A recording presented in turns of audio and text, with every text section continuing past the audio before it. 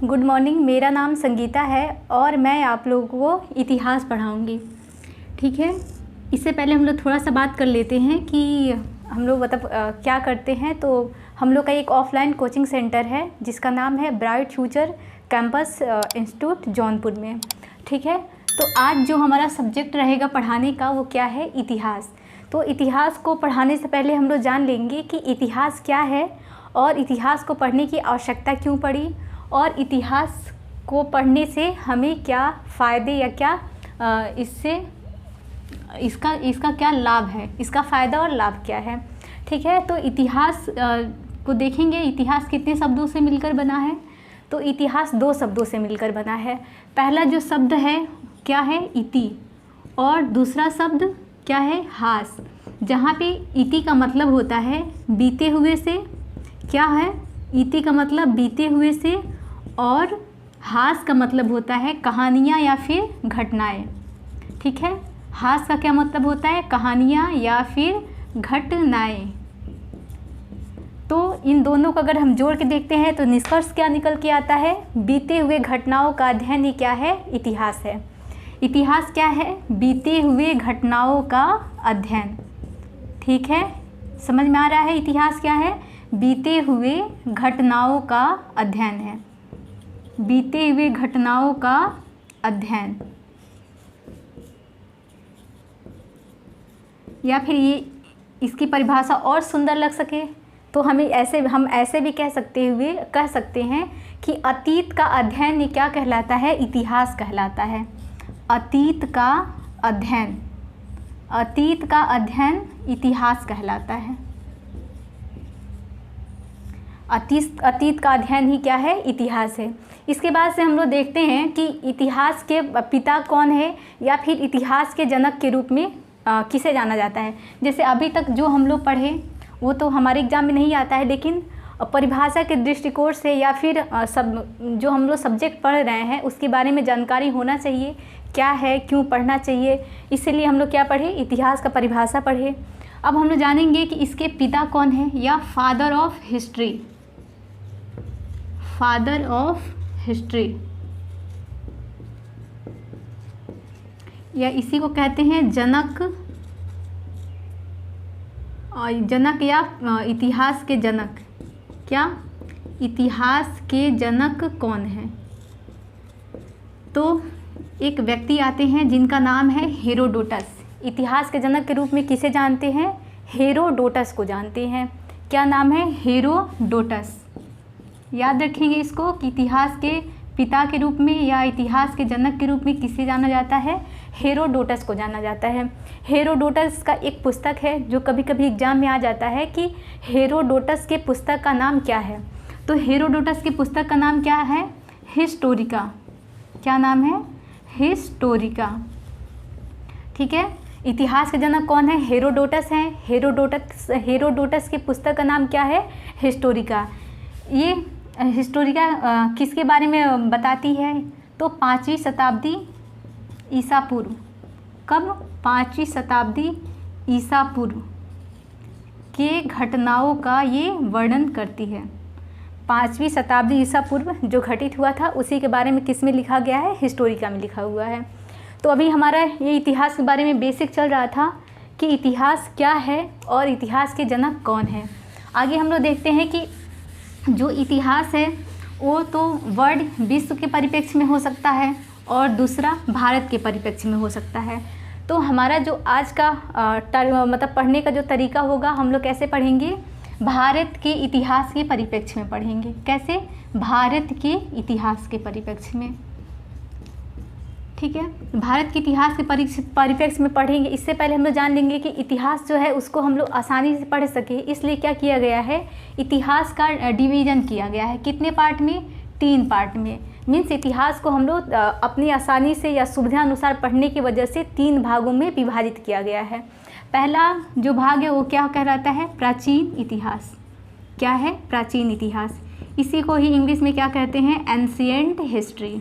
ठीक है, दूसरा आता है मध्यकालीन इतिहास। क्या है, मध्यकालीन इतिहास। इसको क्या बोला जाता है, मेडुअल हिस्ट्री। और जो थर्ड है क्या है? आधुनिक इतिहास। आधुनिक इतिहास को क्या बोलते हैं? Modern history. ठीक है, तो हम लोग क्या किए, इतिहास को 3 भागों में बांटे। हम लोग नहीं बांटे, ये हमारे इतिहासकार शुरू से ही क्या करते आए हैं, इतिहास को 3 भागों में बांट कर इसको पढ़ा जाता है, जिससे क्या होता है, इतिहास को पढ़ने में या समझने में आसानी होती है। तो हम देखेंगे कि क्या हम लोग यहाँ प्राचीन इतिहास से शुरू करने वाले हैं, या फिर मध्यकालीन इतिहास से, या फिर आधुनिक इतिहास से। तो हमारा जो टॉपिक रहेगा या जो हम पढ़ने वाले हैं वो भाग 3 मीन्स आधुनिक इतिहास से पढ़ने वाले हैं। इसके बहुत सारे रीज़न भी है, क्योंकि जो आजकल क्वेश्चन आने के ट्रेंड है वो हमें कहाँ से देखने को ज़्यादा मिलते हैं, आधुनिक इतिहास से। हम ऐसा नहीं कहते हैं कि नहीं कह रहे हैं कि प्राचीन इतिहास और मध्यकालीन इतिहास से क्वेश्चन नहीं बनते हैं, यहाँ से भी बनते हैं और यहाँ से भी बनते हैं, लेकिन जो मैक्सिमम पॉसिबिलिटी होती है क्वेश्चन आने की वो कहाँ से होती है, आधुनिक इतिहास से। अगर हम लोग एक ऑन एवरेज रेशियो लेके चले कि अगर किसी भी एग्ज़ाम में से 5 क्वेश्चन आते हैं इतिहास से, तो हम देखेंगे कि 3 से 4 क्वेश्चन कहाँ से बन जाते हैं, आधुनिक इतिहास से बन जाते हैं, और 2 से 1 क्वेश्चन कहाँ से बनते हैं, प्राचीन इतिहास और मध्यकालीन इतिहास। इसलिए हम लोग क्या करेंगे, पहले आधुनिक इतिहास को पढ़ेंगे, फिर प्राचीन और फिर मध्यकालीन इतिहास को। तो हमको ये समझ में आ गया कि हमारे पढ़ने का तरीका क्या होगा, फिर हम क्या पढ़ने वाले हैं। तो हम लोग शुरू करते हैं क्या, आधुनिक इतिहास। समझ में आ रहा है? ठीक, अगर किसी को ना समझ में आ रहा हो तो कमेंट करके पूछ सकता है, उसको मैं समझा दूंगी दोबारा से।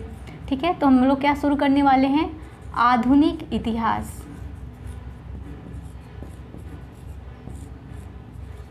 आधुनिक इतिहास में भी बहुत सारे लोग कई सारे लोग क्या करते हैं, 1498 से पढ़ाना शुरू करते हैं, कई सारे लोग 1857 की क्रांति से शुरू करते हैं। तो सबका अपना पढ़ाने का तरीका होता है, लेकिन हम जो यहाँ पढ़ने वाले हैं और जहाँ से पढ़ने वाले हैं वो क्या है, यूरोपियों के आगमन से पढ़ने वाले हैं। हमारा जो आधुनिक इतिहास शुरू हो रहा है या जो हम पढ़ रहे हैं वो कहाँ से पढ़ेंगे, यूरोपियों के आगमन से। ठीक है, मीन्स यूरोपियों का आगमन भारत में कब होता है। ठीक है, और पहली बात हम लोग ये जानने की कोशिश करते हैं कि यूरोपीय भारत में आना क्यों चाहते थे, या फिर वो लोग कब आना शुरुआत किए। तो हम लोग जानते हैं कि एशिया और यूरोप में क्या होता था, पुराने मतलब प्राचीन काल से ही व्यापार होता रहा है और आज भी होता है। तो अगर यहाँ पे हम लोग मान लें कि ये यूरोप है और इसको हम लोग मान लेते हैं क्या है, एशिया है। ठीक, ये रफली डायग्राम है, इसको जज नहीं करिएगा कि अच्छा बना है ख़राब बना है। बस हम लोग क्या कर रहे हैं यहाँ पे, बस एक कॉन्सेप्ट जानने की कोशिश कर रहे हैं कि ये यूरोप है और ये क्या है, एशिया है। इसके बीच में एक जगह पड़ता था जिसका नाम है कुस्तुनतुनिया। क्या नाम है इसका, कुस्तुनतुनिया।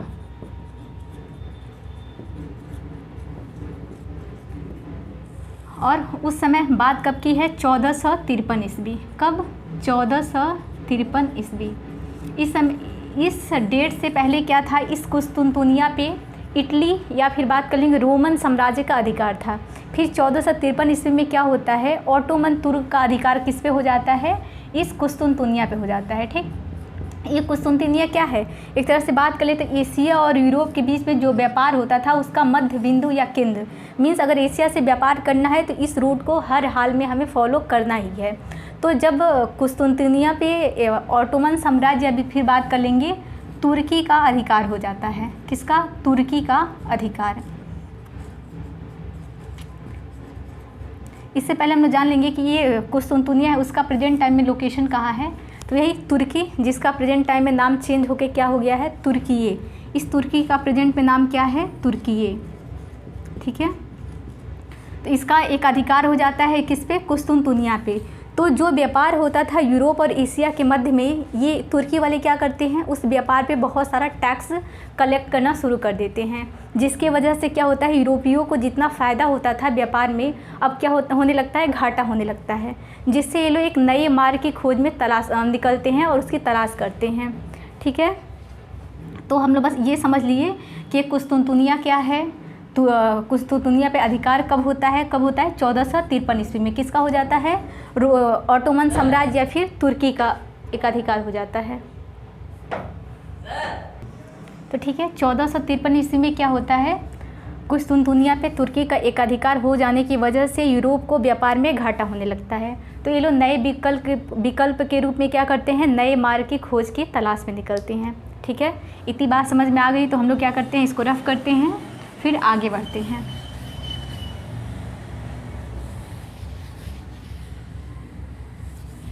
तो इससे पहले हम लोग लिख लेते हैं कि 1453 ईस्वी में क्या हुआ था, 1453 ईस्वी में कुस्तुनतुनिया पर क्या हुआ, कुस्तुनतुनिया पर तुर्की का अधिकार हो गया। कुस्तुनतुनिया पर तुर्की का अधिकार, ठीक है। और इसको भी लिख लेंगे, अगर करेंट का नॉलेज बढ़ाना हो तो लिख सकते हैं कि तुर्की का प्रेजेंट नाम क्या है, तुर्कीये है। क्या है, तुर्कीये, जिसको इंग्लिश में बोलते हैं टर्कीये। क्या बोलेंगे, टर्कीये, और ऐसे क्या बोलते हैं, तुर्कीये। ठीक है, इतनी बात समझ में आ गई। तो फिर हम लोग बात करते हैं, एक डेट आता है जो क्या है, 1487, 1487। तो हम लोग जाने कि 1453 में क्या हो गया है, कुस्तुनतुनिया पे तुर्की का एक अधिकार हो गया है, और यूरोपीय मतलब पहले जैसे व्यापार करते थे एशिया से, तो वैसे व्यापार करने में असफल रहते हैं और उनको फ़ायदा की जगह क्या होने लगता है, नुकसान होने लगता है। तो इसी क्रम में एक नाविक होते हैं, पुर्तगाली नाविक, जिसका नाम होता है बार्थोलोम्यो डियाज। क्या नाम है, बार्थोलोम्यो डियाज। कहाँ के रहने वाले हैं बार्थोलोम्यो डियाज, पुर्तगाली। ये क्या है, पुर्तगाली नाविक है, जो कहाँ निकलते हैं, समुद्री मार्ग की खोज करने निकलते हैं। क्यों निकलते हैं, क्योंकि उन्हें क्या करना है, एशिया से या फिर भारत से व्यापार करना है। इससे पहले हम देख रहे थे कि व्यापार किस चीज़ का करना है, तो यूरोपीय जो सबसे ज़्यादा व्यापार करते थे भारत से या फिर एशिया से, किस चीज़ का करते थे, मसालों का व्यापार। किसका व्यापार होता था, मसालों का व्यापार होता था। किसके मध्य में, भारत और यूरोपियों के मध्य में। ठीक है, तो मसालों में भी किसका सबसे ज़्यादा होता था, काली मिर्च का। इसीलिए इस काली मिर्च को क्या कहा जाता है, इस काली मिर्च को हम लोग क्या बोलते हैं, यमन प्रिय। क्या बोला जाता है, काली मिर्च को यमन प्रिय। कभी कभी क्वेश्चन आता है कि यमन प्रिय किस मसाला को कहा जाता है, तो काली मिर्च को क्या बोला जाता है, यमन प्रिय कहा जाता है।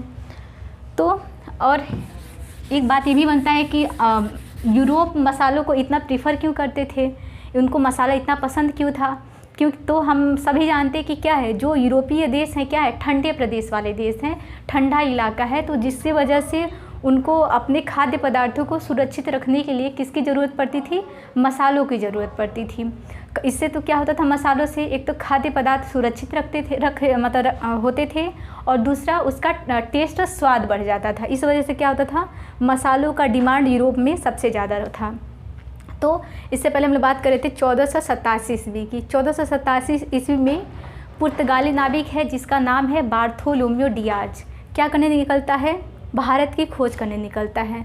तो भारत की खोज करने के मध्य में एक बार आप लोग के पास अगर एटलस हो या फिर मैप हो तो उसको आप लोग देखेंगे कि मान लीजिए कि ये क्या है, यूरोप है। यूरोप में एक देश है जिसका नाम है पुर्तगाल। तो जो पुर्तगाल का यात्री है उसका नाम क्या है, बार्थोलोम्यो डियाज। तो ये बार्थोलोम्यो डियाज क्या करता है, अटलांटिक महासागर को पार करते हुए यहाँ एक देश पड़ता है जिसका नाम है दक्षिण अफ्रीका, या फिर बात कर लेंगे तो अफ्रीकी महाद्वीप। तो इस महाद्वीप का एक निचला पॉइंट है। तो अटलांटिक महासागर को पार करते हुए बार्थोलोम्यो डियाज कहाँ पहुँचता है, दक्षिण अफ्रीका के निचले पॉइंट पे। इस निचले पॉइंट को क्या कहा जाता है, केप ऑफ गुड होप। क्या कहा जाता है, केप ऑफ गुड होप, या फिर इसी को क्या कहा जाता है हिंदी में, उत्तमाशा अंतरिक्ष। तो बार्थोलोम्यो डियाज है वो दक्षिण अफ्रीका के निचले पॉइंट पे पहुंचने में ही सक्षम हो पाता है। हालांकि कि वो इससे आगे नहीं बढ़ पाता है। इससे क्या होता है, पीछे फिर से कहाँ चला जाता है, पुर्तगाल वापस लौट जाता है। लेकिन बात कर ले कि एक इन लोगों के मन में आशा की किरण जग जाती है कि हाँ, अगर हम इस रूट को फॉलो करते हैं, केप ऑफ गुड होप को, तो हम आसानी से कहाँ पहुँच सकते हैं, भारत में पहुँच सकते हैं। तो यहाँ तो बार्थोलोम्यो डियाज भारत का तो खोज नहीं कर पाया, लेकिन क्या किया, एक रास्ता का मार्ग प्रशस्त जरूर कर दिया था। ठीक है, तो ये तो हम लोग समझने के लिए बनाए थे। हाँ, लेकिन ये बात जरूर लिख लेना है कि बार्थोलोम्यू डियाज कहाँ पहुँचता है? केप ऑफ गुड होप, दक्षिण अफ्रीका के निचले पॉइंट पर पहुँचता है। कहाँ पे? निचला पॉइंट, जिसे क्या कहा जाता है? निचला पॉइंट कह सकते हैं या निचला बिंदु कह सकते हैं, जिसे क्या कहा गया था? उत्तमाशा अंतरीप। ये क्वेश्चन कई बार आया है कि बार्थोलोम्यू डियाज कहाँ पहुँचा था? तो दक्षिण अफ्रीका के निचले पॉइंट, जिसे क्या कहा जाता है?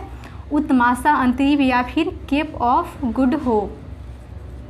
ठीक है, इतनी बात समझ में आई। तो 1453 में क्या होता है? कुस्तुनतुनिया पे तुर्की का अधिकार हो जाता है। 1487 ईस्वी में बार्थोलोम्यू डियाज दक्षिण अफ्रीका के निचले पॉइंट पे पहुंचता है, जिसे उत्तमाशा अंतरीप या केप ऑफ गुड होप कहते हैं। ठीक है, अगर इसका स्क्रीनशॉट लेना हो तो ले लीजिए, फिर हम लोग आगे बढ़ते हैं। इसी क्रम में एक दूसरा डेट हम लोग पढ़ेंगे, क्या है? 1492 ईस्वी में क्या होता है? 1492 ईस्वी का टाइम आता है।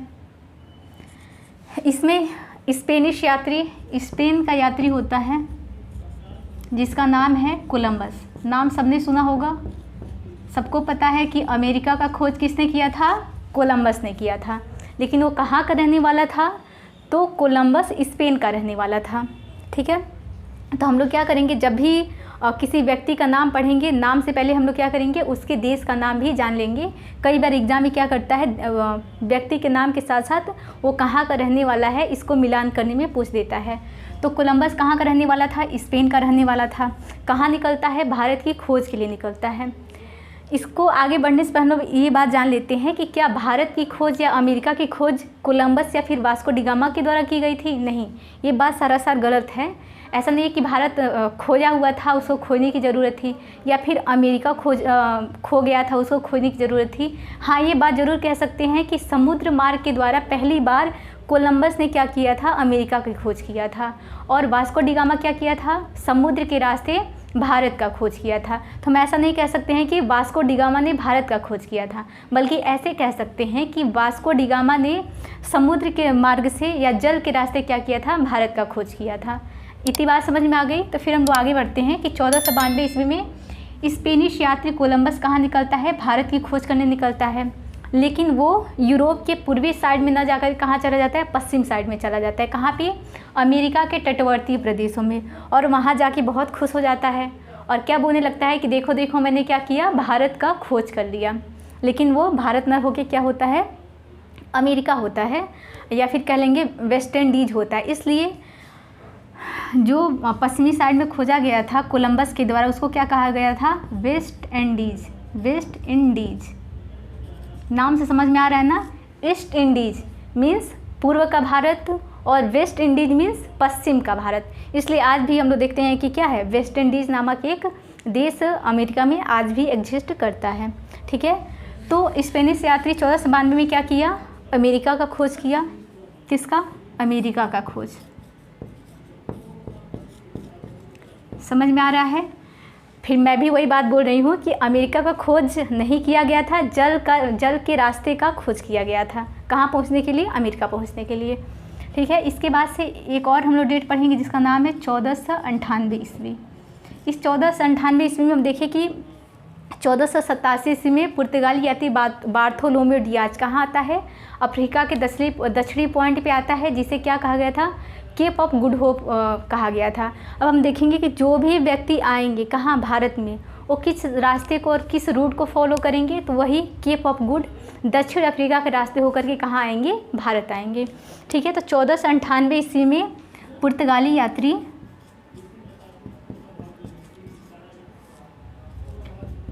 यात्री वास्को डी गामा, क्या नाम है? वास्को डी गामा किस रास्ते को फॉलो किया था? केप ऑफ गुड होप को।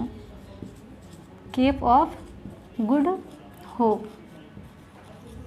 के रास्ते से कहाँ पहुँच जाता है? भारत। भारत में भी कहाँ? भारत में केरल के मालाबार तट पे। केरल के मालाबार तट पे एक बंदरगाह पड़ता है जिसे क्या कहा जाता है? कालीकट बंदरगाह। क्या नाम है? कालीकट बंदरगाह। इससे पहले हम लोग थोड़ा सा जान लेंगे कि जो पुर्तगाली यात्री वास्को डी गामा था वो पुर्तगाल से कब चलना शुरू किया था? 1497 ईस्वी में। कब शुरू करता है? 1497 ईस्वी में। भारत के कालीकट बंदरगाह पे कब पहुंचता है? 17 मई 1498 ईस्वी में। मीन्स इसको आने में लगभग टाइम कितना लग जाता है? 1 साल का लगता है। कब शुरू किया था चलना? 1497 ईस्वी में। पहुंचता कब है? 17 मई 1498 ईस्वी में। कहाँ पहुंचता है? तो ये भारत में केरल के मालाबार तट पे पहुंचता है। और किस बंदरगाह पे? तो कालीकट बंदरगाह पे पड़ता है। जहाँ पे एक कालीकट बंदरगाह पे पहुंचने के बाद केरल के एक स्थानीय शासक होते हैं जिसका नाम या फिर उपाधि होती है क्या? जमोरिन। कई बार हम लोग पढ़ लेते हैं कि जमोरिन क्या था? केरल के शासक या स्थानीय शासक का नाम था। तो जमोरिन उनका नाम नहीं था बल्कि क्या था? उनकी उपाधि थी। क्या थी उपाधि? जमोरिन। ये क्या करते हैं? इस वास्को डी गामा का स्वागत करते हैं और अपने राज्य में इसको लेकर के जाते हैं। काफ़ी धूमधाम से इसकी स्वागत करी जाती है। ठीक है, इतनी बात समझ में आ गई। वास्को डी गामा 1497 में चलता है और 1498 में कहाँ पहुँच जाता है? केरल के कालीकट बंदरगाह पे पहुँच जाता है। इसके बाद हम लोग देखते हैं वास्को डी गामा 1498 ईस्वी में केरल के कालीकट बंदरगाह पे पहुंचता है, जहां पे उसका स्वागत किसने किया था? केरल के स्थानीय शासक जमोरिन ने किया था। तो हम लोग देखे थे कि जमोरिन क्या है? केरल के जो शासक है, राजा है, उनका नाम जमोरिन नहीं है, उनकी क्या है? उपाधि जमोरिन है।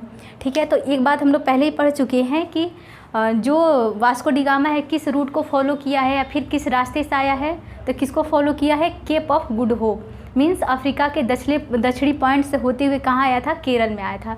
तो अफ्रीका के दक्षिणी पॉइंट पे तो कौन इससे पहले आ चुका था? बार्थोलोमेव डियाज आ चुका था। तो एक क्वेश्चन यहाँ से बनता है कि क्या दक्षिण अफ्रीका के जो केप ऑफ गुड होप है वहाँ से जो वास्को डी गामा केरल के कालीकट बंदरगाह पे जाता है, तो क्या यह अपने आप चला जाता है या फिर इसका किसी ने पथ प्रदर्शक किया था?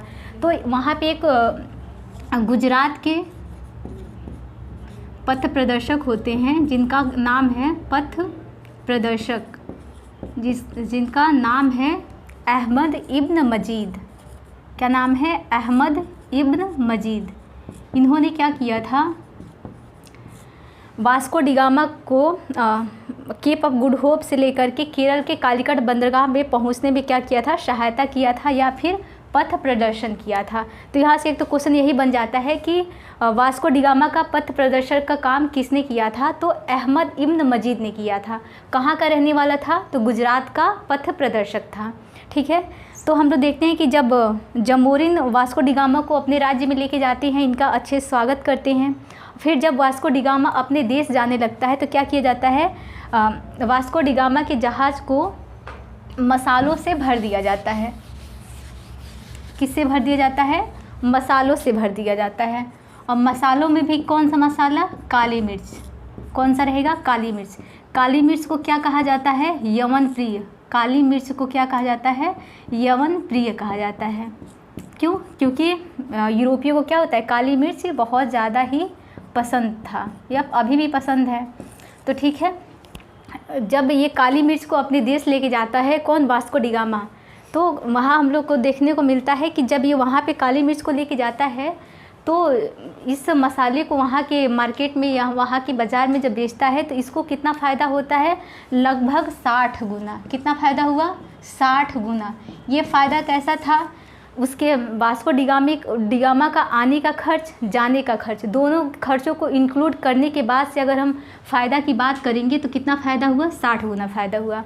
या हम ऐसे समझ सकते हैं कि अगर वास्को डी गामा ने 1 रुपये में काली मिर्च ख़रीदा था, 1 रुपये में मिर्च ख़रीदा तो उसे को कितने में बेचा था? 60 रुपये में बेचा था।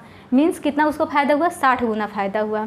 यह देख के क्या होता है, जो पुर्तगाल के लोग थे उनमें होड़ लग जाती है। किस बात की होड़? क्योंकि सबको लगता है कि हमें भी व्यापार करना है, हमें भी व्यापार करना है। तो इसी क्रम में क्या होता है, जो पुर्तगाल के राजा होते हैं या वहाँ की सरकार होती है वो क्या करती है? लोगों को एक तरह से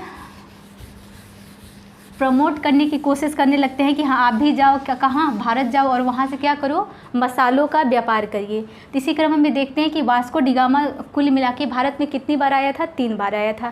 पहले तो हम लोग वही देखें, कब, 1498 ईस्वी में पहली बार किसने आया था भारत में, कौन आया था, तो 1498 ईस्वी में वास्को डी गामा आता है। दूसरी बार कब आता है, 1502 ईस्वी में आता है। और फिर कब आता है, 1524 ईस्वी में। ठीक है, तो ये तो हम लोग पढ़ लिए कि वास्को डी गामा भारत में कितनी बार आया, कितनी बार आया, 3 बार में आया। और ऐसा भी कहा जाता है कि वास्को डी गामा की मृत्यु कहाँ हो गई थी, भारत में ही हो गई थी। फिर हम लोग आगे पढ़ेंगे कि जो पुर्तगाली सरकार थे क्या किए थे, वहाँ की जनता को प्रेरित करने लगे और कहाँ भेजने लगी, भारत भेजने लगी। उसी क्रम में क्या किया जाने लगा कि वहाँ से एक गवर्नर जनरल के रूप में कहाँ भेजे, भारत भेजे, जिसको हम लोग आगे वीडियो में पढ़ेंगे। अब हम लोग यहीं पे इसको रोकते हैं और अगला जो पार्ट रहेगा हमारा कल कंटिन्यू होगा। सो